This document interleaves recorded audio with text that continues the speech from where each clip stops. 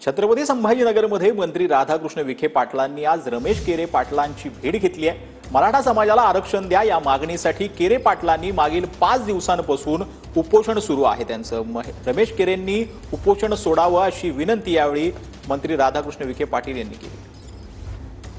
केरे पाटील यांनी जे काही मागण्या मांडलेल्या आहेत आणि सन्माननीय दाते पाटील आणि मान्य काळे साहेबांनी त्या संदर्भात जे भाष्य केलेलं आहे, मी या संदर्भात माननीय मुख्यमंत्री चर्चा करतो।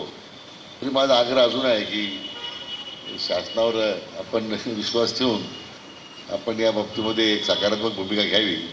तर या उपोषणाच्या बाबतीमध्ये माननीय मुख्यमंत्र्यांशी मी जरूर चर्चा करेन, परंतु त्यासाठी आपण फार आग्रही राहू नये उपोषण सुरू ठेवण्यामध्ये, अशी माझी आपल्याला या निमित्तानं नम्र विनंती आहे। आज विखे साहेब जरी या ठिकाणी आले, त्यांनी जरी माझी भेट घेतली, तर एक आंदोलनकर्ता म्हणून त्यांनी माझी भेट घेतली। नक्कीच या ठिकाणी मी त्यांचं स्वागत करतो। पण मी आपल्याला सगळ्यांना पहिले सांगितलं होतं की जोपर्यंत मला ठोस लेखी आश्वासन या ठिकाणी भेटत नाही, तोपर्यंत मी माझं आमरण उपोषण या ठिकाणी मी माघार घेणार नाही।